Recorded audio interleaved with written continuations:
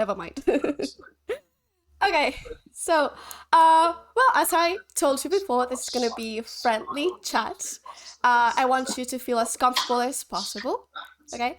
And well, I'm gonna focus it on, of course, Formula One. Like, this is what my channel is about. And, well, I was curious about your first uh, ever Formula One memory. Well, first memory of the one would probably be from watching it on television with my father. I wouldn't be able to tell you specifically which race, but it would probably be in the late 70s. I was born 71. But having a father that was an ex-karter, passion for motorsport, so he would go to Grand Prix, he would go to Le Mans and things like that. So yeah, really the early memories, it was a sort of father-son experience. And then the first time I was actually at Prix was when I was in the sport race. There used to be a formula called Opel Lotus, and in 1990 I was doing the European Championship. So they had a round that supported, well, they had several rounds actually that supported Formula One. So I didn't go to a Grand Prix until, let's say, quite late. I would have been, 21, I guess, at the time. But I've been a lifelong follower in terms of watching it on television. Alain Prost was always a driver that I admired, very smooth, not too aggressive, but of course it was an era when there were some great drivers, Mansell, Piquet, that sort of late 80s, early 90s was a great Formula One. Well, speaking about, I think you mentioned Senna, that you were a test driver for Williams when the accident at the San Marino GP happened, and sadly we lost such an amazing figure in motorsports. And as a test, well, as the reserve driver, you were asked to, well, come and step in, and drive that car. What was the process like? Like the feelings, emotions, everything. Maybe like walking in Senna's shoes must have been really a huge deal. Well, certainly you could imagine that there was a lot of emotion in Formula One at the time. We'd lost William Ratzenberger on Saturday, Senna, as you mentioned, on the Sunday, being part of the Williams team.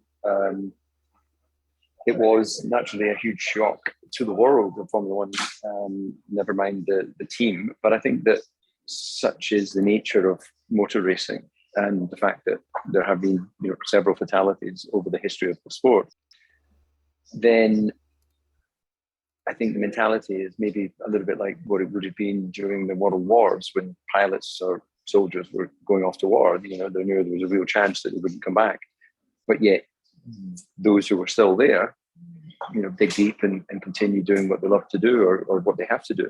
So in the case of me getting promoted, then it was obviously a big sign of trust from the team, and there's no way I could replace Ayrton, who arguably was the best driver in the history of the sport. But all I could do was give 100% and try my very best, which is ultimately what I did, and it led to 15 seasons in Formula One. And of course, I can speak for everyone that you gave 100%. So I bet when you first told people that you wanted to be a Formula One, well, I don't know if you wanted to be per se Formula One race driver, but you wanted to be a race driver. I bet some people supported you more than others. Who was that person that supported you the most? My family were incredibly supportive because it takes such a commitment to go racing every weekend. We are from the southwest of Scotland, and most of the races were down south in England. So there was several hours every Friday after school, and then Sunday night coming back from racetracks, and then eventually back at work on the Monday.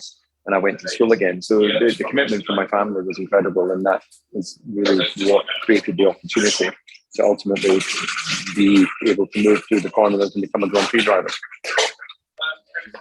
That's right. I have a lot of support too from my brother with this little project of ours. So you raced for Williams, and then you raced for McLaren, and I believe your situation was maybe a little bit like the one Alex Palou is facing now in IndyCar. You know that McLaren has announced him as a driver, you know, the Rooster, but technically he still has a contract with his team right now. I believe you had quite a similar situation. So finally, you really had to wait another year to drive for McLaren. Was there like a legal fight or something for? Yeah, I was actually perfectly happy at Williams, but like all of these situations, the contract that I had was pretty much a revised testing contract, and it didn't reflect being a full-time professional Formula One driver.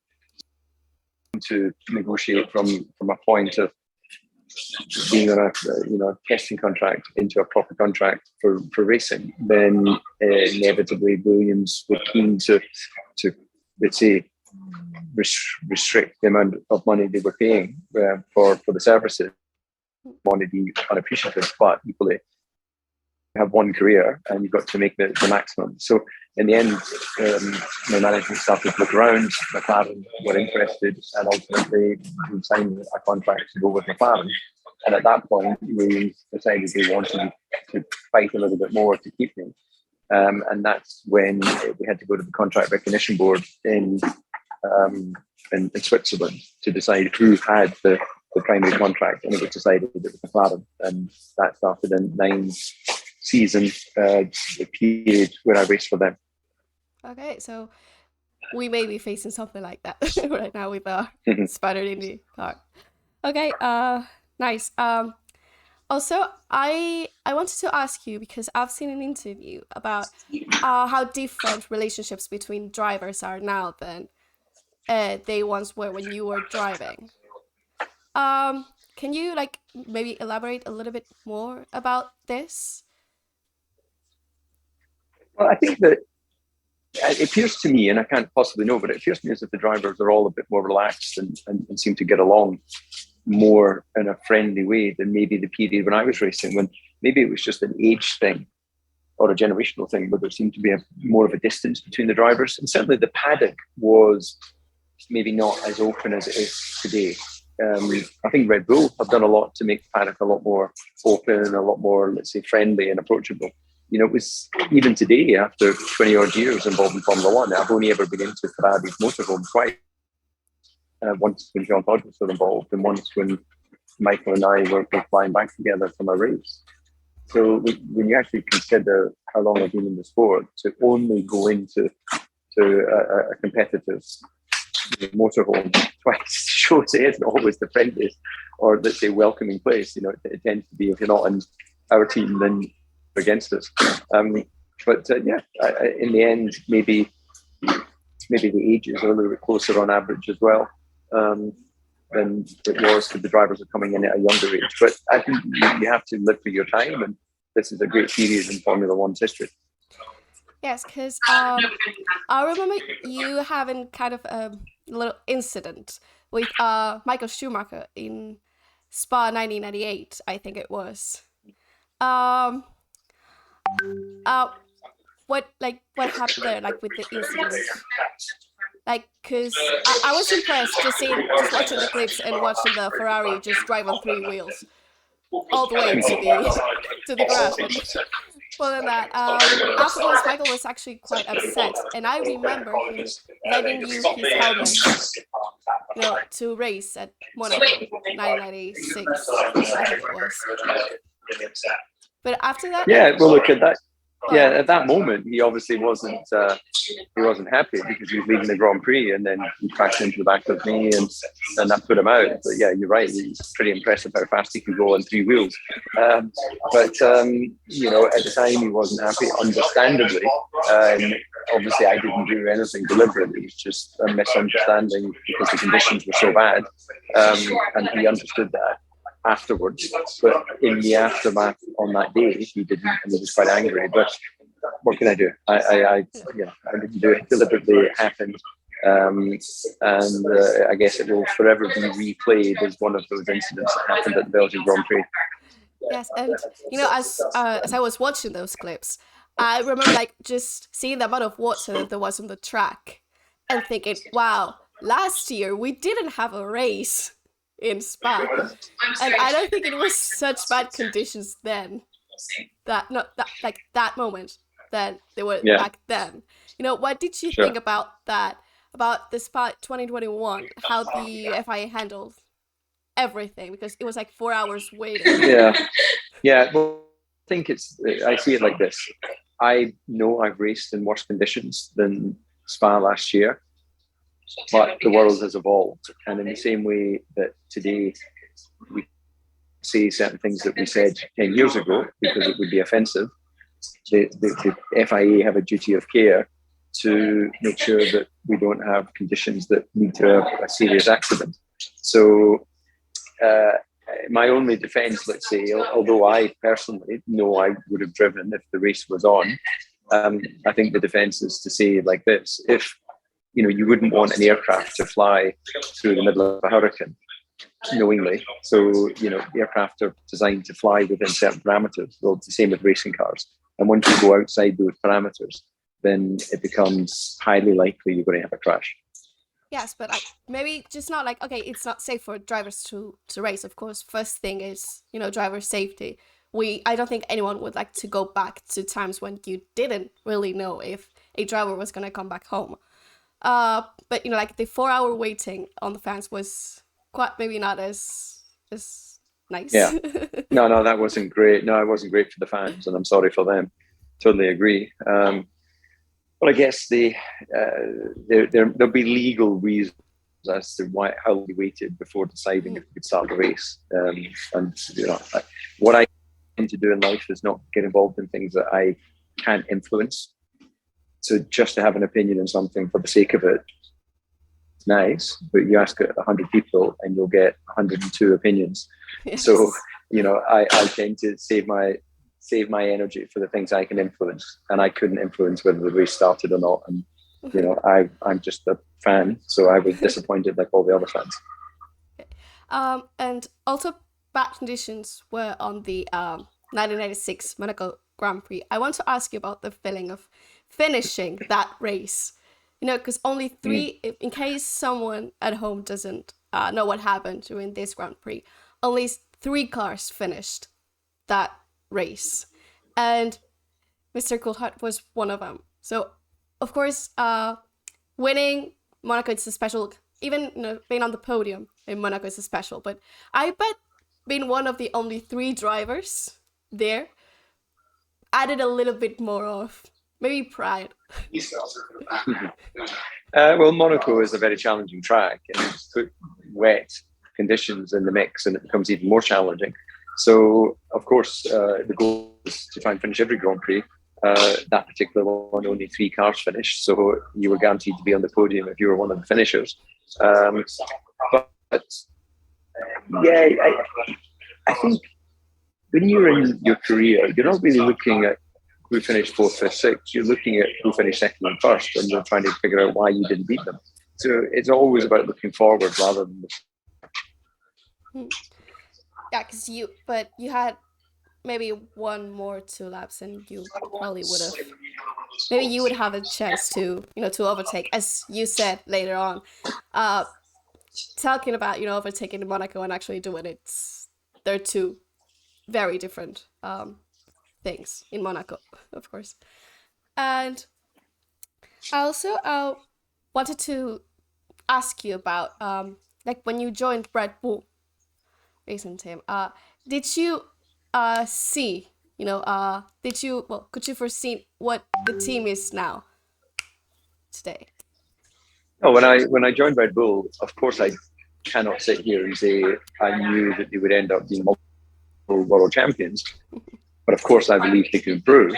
And what Formula One is a group of talented people that come together to act in a team team way. So if you bring a group of talented people together and make them into a team, then there's no reason why, whatever the team is called, it can't be successful. I think there's a misperception that it's all about money. Well, there's been examples of teams like Toyota that had huge budgets that never had success in Formula One. So it's not all about money. It's about finding the right location to attract the right engineers, give them the right tools to be creative. And then if you do that, you can make a winning team. So, the 4 years I spent at Red Bull, every year the team were improving, and then ultimately they went on to be multiple world champions. And a lot of key people are still in the roles that they were when I left the team. And talking about attracting the right engineers and things, you had the honor of working with a newie, right? Yeah. What was like working with such an incredible engineer? Well, he is an interesting character because he's a very humble, straightforward individual. He's not, let's say, a very social character in that he wouldn't walk into a room and start entertaining everybody. But one-on-one, he's a very interesting individual. He's very methodical. He's very conscious of his team and sharing the success with his team.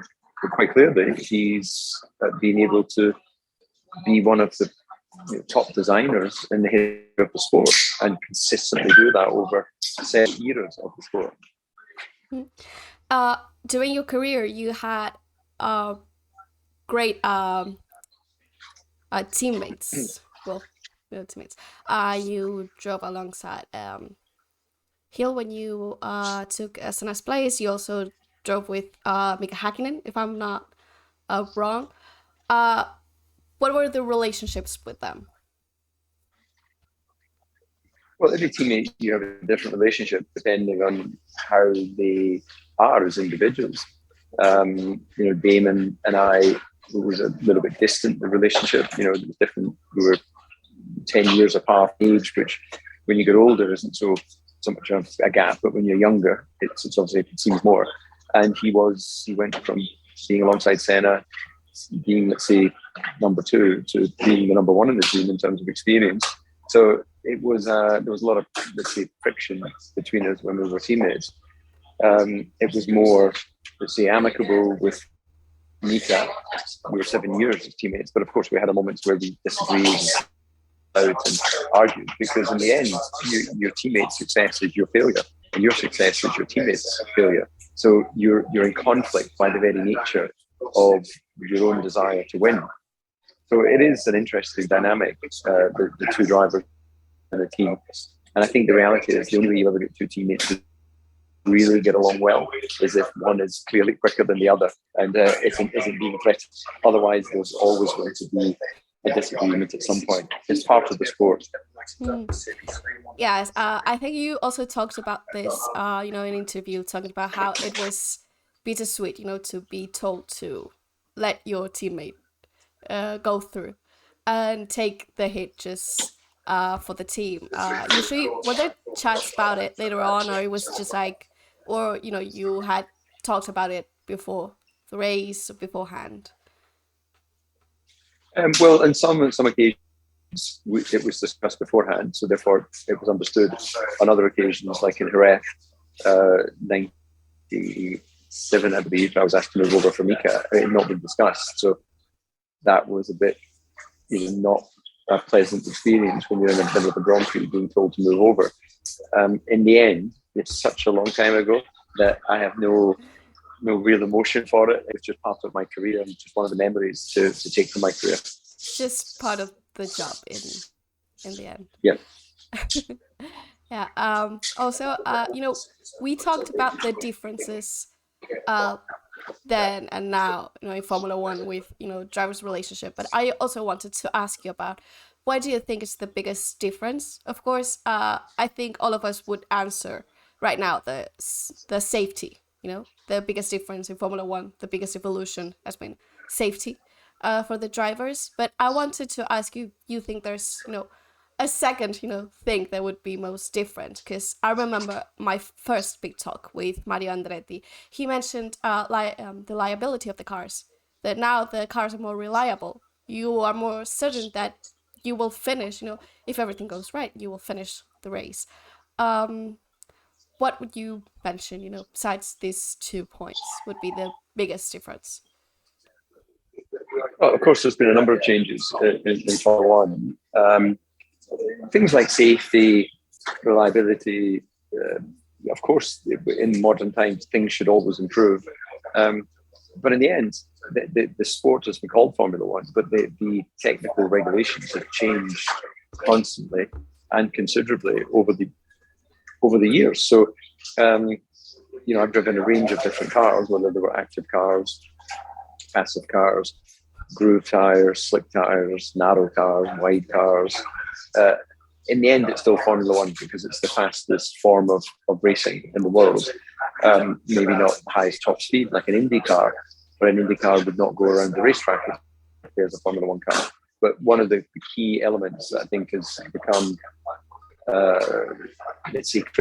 critical is that as the cars have got, safer, I'm sorry. and they carry batteries. Could you repeat that? I think I lost you for a second there, just when you were about to say the biggest difference. Yeah. Sure. I think the biggest difference is now the cars are very heavy, they're 790 kilograms. Okay. When I raced, they were 605 kilos. So the weight is performance. So 10 kilograms is about 3/10 of a second. So you've had to improve the performance with the power downforce tire grip by several seconds to cover the fact that the cars are several seconds slower because of the weight. So you're familiar with the expression 2 steps forward, 1 step back. That's kind of what's happened with regulations over the period of time. And of course, I want to ask you about the drivers now on the grid. If you would become a team principal and you could pick any 2 drivers from the grid right now to race for you, to race on your team, who would you pick? Like, if you would ask them, they would say yes to you. Well, I think Max and Charles are the 2, drivers on form right now. So they would be definitely 2 guys that I would want in my team, but I wouldn't be disappointed to have Hamilton and Russell. I wouldn't be disappointed to have Lando Norris. I wouldn't be disappointed to, have any of, even Carlos and Checo are 2 very fast drivers as well. But I think we've got to acknowledge that Charles and Max are at the peak of their performance right now. And who do you think will, at the end of the season, will be world champion right now? I think momentum is with Max. I think that Ferrari have paid a big price for their reliability. They had golden opportunities starting the season so strongly that they've now lost. And now it's a question of the development battle. We know that Red Bull have the capacity to continue to develop a car, and the 2 drivers are great drivers. So if they both continue to do their jobs, then it'll come down to their team who wins this world championship. If you could pick a Formula, I don't know if you follow Formula 2 much, or I don't okay. Actually, to be honest. Yeah, I focus on Formula 1, but I am familiar with Formula 2. That's great. I just don't follow it. Yeah, we can just focus on Formula 1. I myself started following Formula 2 this year because I didn't have time to follow Formula 2 and Formula 3 later, previous years. But I've also read that you are chairman of the W Series, or that you were W Series. I also read an interview that, I don't want to get too personal on this, but that your sister was really fast. Was a really good driver too, and you entered this project, to make a space, to make room for women in motorsport, and take us a little bit closer to Formula 1. What do you think the category needs, to really improve and maybe be more seen and followed? Well, I think that I absolutely believe that women should be given an equal opportunity in motorsport, which I don't think has been the case in the past, because there hasn't been enough role models for young girls to get into karting to then show that they have the talent. They will, over time, be the girl that becomes a woman in racing that has that talent. And W is about trying to create awareness and publicity and make these names of the drivers more familiar with the public, and to help them get funding. So I think in many ways W is achieving its goal. The champion Jamie Chadwick is more known today than she was. Even one of our ex-drivers, Naomi Schiff, is now working for Formula One and Sky Television as a broadcaster, which that opportunity came through being a W Series. So I think we're achieving a goal of creating more professional roles for women in motorsport. I've been a little surprised and disappointed that a lot of the companies that choose to sponsor male motor racing are not also supporting W Series, because obviously it's a fraction of the cost. Some companies have, Heineken are supporting W Series, Puma and the likes, who also are involved in Formula One. But there's a lot of other companies that say it's not really part of their diversity and inclusion programs. They say they have them, but obviously it doesn't mean they do the same for women as they do for men in motorsport. But I think that will change over time. Do you think we'll get to see Jamie Chadwick in Formula One, or do you think that step is a little bit farther away? Well, Jamie's future lies in Jamie's hands and her driving. W Series is not about come along and we'll drive the car for you, and here's a world champion Formula One driver who's going to do it. It's down to the individuals to drive the car. So if Jamie develops in a way that allows her to have the speed of a similar potential man, then she'll progress her career. If she doesn't, then she won't. It's the same for the guys in that respect. So anyone that aspires to be in Formula One and to be a champion has to be believing or proving that they're as good as Max Verstappen, Lewis Hamilton, Charles Leclerc, and the list goes on. Anyone who doesn't think they're as good as them or can't show that they have that potential will not be in Formula One. Simple as that. And about potential, I wanted to ask you, of course, about the Spanish drivers. I think Fernando Alonso has proven already, I don't know how many times, about his potential. But I think sometimes Carlos Sainz might be a little bit more underestimated, sometimes maybe overestimated. I think that's kind of a roller coaster, with Carlos Sainz. How do you see the Spaniards' future in Formula One? Both. Maybe Alonso has a couple of seasons more, but... Yeah, exactly. I think Alonso's future purely lies with Alpine. If he doesn't agree to continue, I don't think he's got a future in Formula One, because I don't see any of the, let's say, top teams wanting to employ a 41-year-old former world champion. So I think he's a fantastic driver. I think he was an amazing champion, and I think he could have won more world championships. But the history books show he was a two-time champion, and his future will be decided on how good the Alpine car is in the future. I think Carlos is a very good racing driver, very fast racing driver. The only issue Carlos has is he's got Charles Leclerc in the other car, who is also a very fast racing driver, and appears to be able to get more out of the Ferrari consistently than Carlos. So if Carlos is able to drive like he has on some occasions, there's no reason why he can't win more Grand Prix and challenge for the championship in the future. Again, it's in Carlos's hands. That's the thing. Once you get the chance, you then have to exploit it. And right now, Charles is doing, let's say, the halfway school report.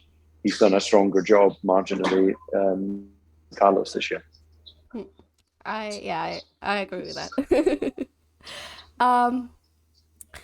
Well, I also, of course, wanted to... Sorry, I saw a comment in this section. I know in Spain there's a little bit of fire right now with Ferrari and the way that Ferrari might be treating Carlos, but I don't want really to get into that, as you said before. If you cannot influence that, then it's just, it's you're not gonna waste any energy. But I really do think that you can influence, other ways. And of course, I wanted to talk to you about the Wings for Life charity. You are an ambassador for the charity. If you want to explain what Wings for Life do. Yeah, Wings for Life is a foundation which funds research into spinal cord injuries. And when I was test driver at Williams, I saw firsthand how Frank Williams was dealing with his spinal cord injury, and he was essentially, he was paralyzed from the shoulders down, so he had no hand grip. He was able to move his arms to his shoulders, but he needed a team of people to look after him 24/7. So having lived with a few years, then when I joined Red Bull and became aware of Wings for Life, because Red Bull have a number of athletes and friends of the company with spinal cord injuries, then they really wanted to focus their research and funding on making sure that various organizations around the world weren't spending money on doing the same research twice. And so they really helped focus everyone's research and are making some really big steps forward in so with research you find results, and I'm convinced in my lifetime we'll see a cure or a solution for spinal cord injuries that will enable the injured individual to live a more normal life. Yes, and working, for this, as an ambassador, I have been asked a lot on Twitter to ask you about a fundraiser that you gave on stage wearing a leopard print dress. There have been really lots of people asked me to ask you about that fundraiser. I don't know if you want to. Again, there, that was Wings for Life. Yeah, that was a couple of the Wings for Life events I've dressed up. Once as a fairy in a pink tutu, once in a leopard skin stretchy dress. I wouldn't be able to pull that off today as I'm a little bit fatter than I was a few years ago. But, there's no boundaries to what I'll do for charity. If someone's prepared to pay money that goes to the foundation, then I'm prepared to make a fool of myself. Yeah, and I really encourage all people that are watching us to check the website that's down in the banner. Well, one of my dreams, maybe when I started college, was to maybe become a scientist. I don't think my life path is gonna go that way any longer, but I can know how expensive research is. So, and really, spinal cord injuries. Well, of course, every disease or every injury needs research, but please just check the website. Maybe do a donation if you feel like it, and please support science, because more often than not, it relies on people's donations because of how expensive it can be, and really you can help a lot of people just by donating, I don't know, maybe $10 or 5, I don't know, whatever you can donate. I think it would be very much appreciated. And also, just not as an ambassador, you also worked at BBC, as a Formula One commentator, and also Channel 4. How do you like that life? You're actually right now you are at Paul Ricard, right? Right there. Yep, I'm currently in the production office with the Channel 4 team. We're getting ready to do our production meeting and get ready for recording the qualifying show. So once a driver, now a co-commentator, pundit for Formula One, and I like the sport. So for me to still be involved is still a fun way to spend a weekend. My whole life has been weekends at racetracks.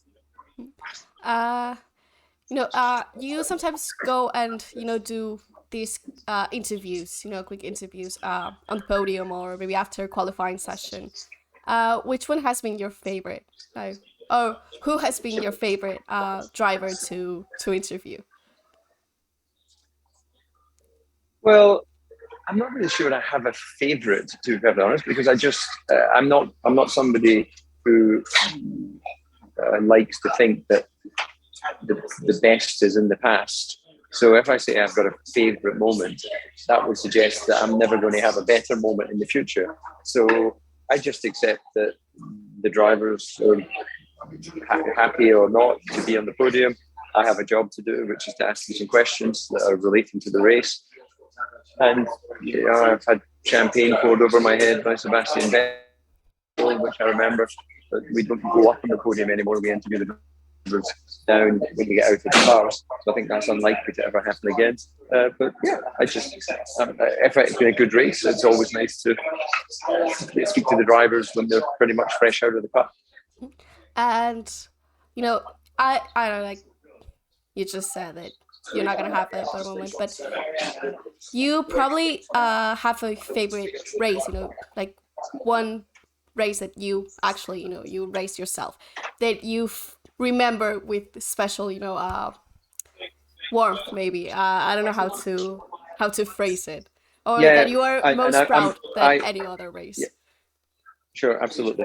After this question, I'm going to have to excuse myself and leave because I have my team here. We're about to do we're about to do our production meeting. So as much as it's great to talk to you, we have a job to do. Yes, so my favorite race is the Belgian Grand Prix because of the nature of the circuit, very high speed circuit. So always great to be there. But on that point, I'm going to have to thank you for inviting me to talk to you. Yeah, thank you so much. I'm going to have to say, have a good day. You too. All the best. Day. Yes. Okay. Bye. It was really nice meeting Goodbye. you. Bye.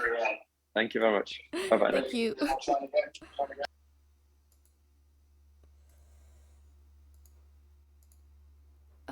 Ok. Vale. Bueno. Gracias a todos los que os habéis pasado, a todos los que os habéis unido. Voy a volver a mi posición natural cuando estoy aquí en directo. Gracias a todos. Perdón que hayamos empezado tan tarde. Hemos tenido unos pequeños problemas que no hemos podido solucionar hasta, bueno, bien pasadas la una. Espero que os haya gustado. Lo siento por el ruido de fondo. He intentado subir el volumen. Voy a quitar las alertas porque me están molestando. Lo siento por lo del ruido. Estaba él en la reacción, como ha comentado después. Se me ha quedado un par de preguntas en el tintero, pero otro día más a la oficina, sí. Pero la verdad es que como quería asegurarme de hablar de la charity de Wings for Life, he tenido que cortar. ¿Queréis que más abruptas? Sí, ya, bueno, es un hombre ocupado y, bueno, yo me lo he pasado bien. Me hubiese gustado preguntarle otra pregunta más mínimo, que además me venía muy bien lo que venía enlazado ahora, de que decía que Spa era su carrera favorita. Le iba a preguntar precisamente por lo que él opinaba del debate que está sobre la mesa, ¿no? De eliminar Spa del calendario, que seguramente se acabe eliminando Spa del calendario. En fin. Bueno, pues esta ha sido la entrevista con Coulthard. No sé a vosotros qué os ha parecido. Sí, la verdad es que sí. Y no sé si lo he dicho antes o no. Muchas gracias a todos los que nos habéis seguido. De verdad, os animo muchísimo a que entréis en la página web de Wings for Life y le echéis un vistazo. Y si os animáis a donar, pues, oye, perfecto. Creedme que cualquier donativo en ciencia es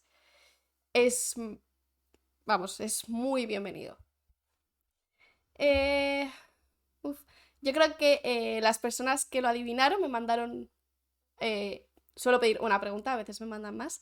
Espero que... No sé si están por aquí, pero espero que que estén satisfechos con las preguntas que le he hecho y demás. Cualquier negativo son alas, sí. Sí, sí.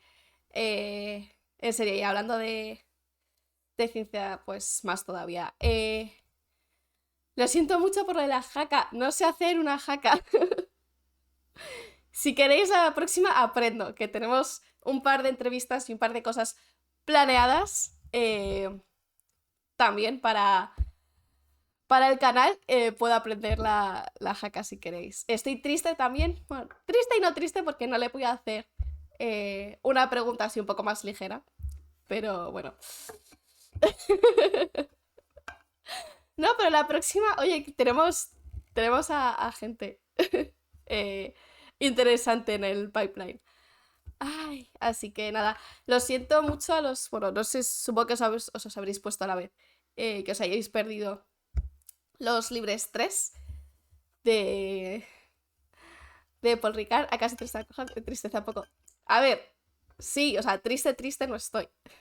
Ahora estoy simplemente como una descarga de tranquilidad, ¿no? Después de todo, después de la tensión eh, que he vivido y que hemos vivido con los problemillas técnicos, pues ahora estoy como, que además casi no he tenido tiempo casi de hablar con él antes y demás. Pero bueno, yo creo que un poco de todo.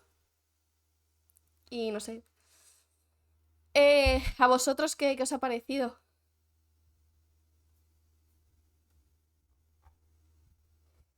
A dos pantallas, ¿ves?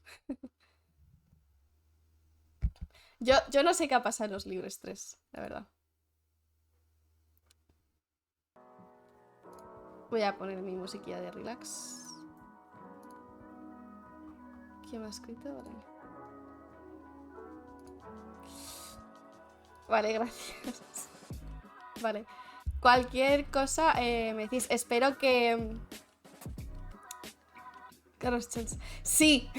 Sí, Cata, sí, fue por eso. Fue un poco por eso. Es el libro con cosas interesantes y anécdotas. Me los quiero leer. Creo que tenía 2. De hecho, también le quería preguntar sobre los libros. En plan, cuando he ido a lo de que estaba ahora, que estuvo en BBC y que estuvo en Channel 4. Que está en Channel 4 y tal. También le quería preguntar por... También le quería preguntar por esto, por la experiencia también de leer. O sea, de leer, de escribir un libro. Leer, pues, hombre, porque no será ninguna experiencia así emocionante. Ay, Dios mío, qué nervios he pasado. Además, porque me encuentro bastante peor que el jueves hoy. Estoy un poco mala, así que...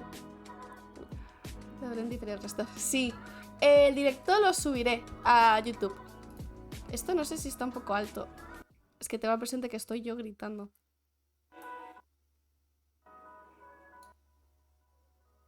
Creo que así está como muy bajo. Mire, no debería haberlo tocado. En fin. Ay, whatever. Ay, hola, ¿has ido a la charla? Sí, has ido a la charla. Ha sido una charla cortita porque se tenía que ir a hacer cosas para el Channel 4, que él estaba en el propio circuito, estaba en Paul Ricard. Y bueno, pues tiene que trabajar el señor. Nada, el bueno está perfecto, vale. Tiene 2, que de hecho los tenía apuntados por aquí. The winning formula y it is what it is. No sé. Los buscaré y demás. Ha sido la charla, Marto, pero no te preocupes porque la subiré a YouTube, que creo que ya lo he hecho. Ay, muchas gracias. Y nada, creo que hemos charlado un poco de todo, un poco por arriba, pero nada. Yo creo que ha estado bien. Ahora no sé qué hay en el horario, la verdad, de carreras y demás.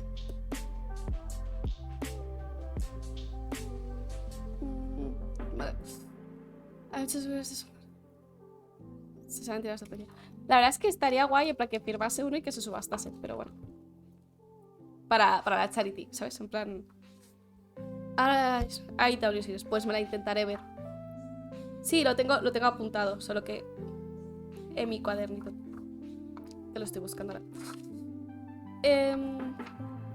Vale, pues nada.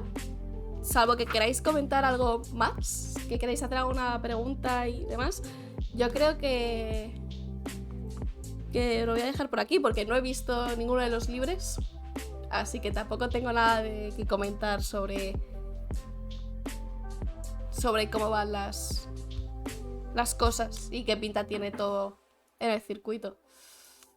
Así que salvo que vosotros queráis comentar algo. ¿Tienes el próximo invitado para entrevistar? Creo que estaba alguien confirmado a espera de fecha. Pero como siempre, cuando... O sea, lo anunciaré, plan que ya está el siguiente piloto confirmado y tal. Cuando lo tengamos, porque ahora nuestras energías estaban pensadas en esta entrevista. Y en cuanto nos confirmen fecha, lo pondré en Twitter, así que si no me seguís en Twitter, pues ya me estáis siguiendo en Twitter, lógicamente. Y lo anunciaré por ahí. Lo que sí que creo es que vamos a intentar que sea en agosto. Vamos a intentar que mínimo sea una entrevista por mes. Este mes hemos tenido... Bueno... Sí, fue el 6, ¿no? De julio. Tuvimos a Gonzalo Serrano y ahora a David Coulthard, y espero tener también alguien en agosto. Estamos en ello.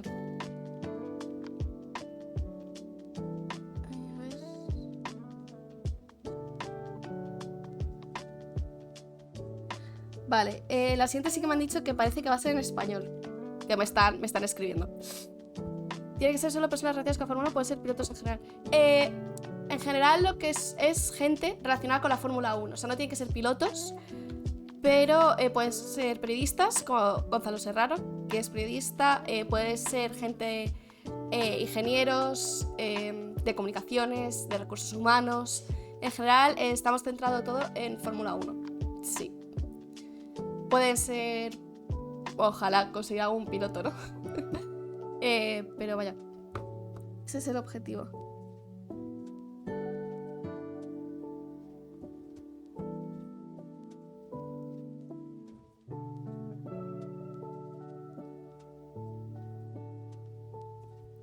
Pero bueno.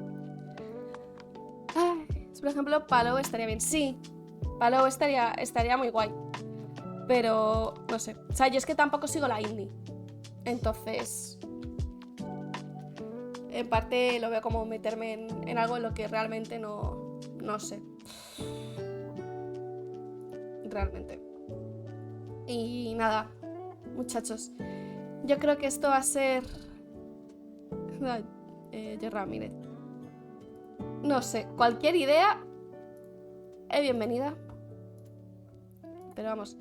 El próximo de la entrevista será... será español. Así que tendréis un descanso de escucharme en inglés. Así que nada, yo lo siento porque me acaban de escribir por privado, tal que se le entendía un poco regular. A señor Coulthard yo lo siento. O sea, he intentado subirle el volumen en algún momento, pero realmente es que tenía mucho ruido de fondo de la redacción. Así que... Y nada, muchachos, yo me voy a ir a comer, que quiero ver lo que pueda de las W, y que además, bueno, quiero ver la Fórmula 1. Os avisaré, os avisaré por Twitter si hago directo o no esta tarde, en función de cómo me encuentre, porque la verdad es que esta mañana me encontraba bastante peor que estos 2 últimos días. Así que nada. Cualquier cosa estaré por Twitter, lo subiré a YouTube. Y nada, espero que os hayáis pasado bien, espero que os haya gustado. Y espero volver a veros pronto por el directo. Si no hoy, mañana 100% que haré directo. Si no hago hoy directo, lo haré 100% mañana, ¿vale? Así que nada. Buena tarde de sábado a todos. Feliz fin de semana de Fórmula 1. Y nada. Disfrutad. Un besito a todos. Chao.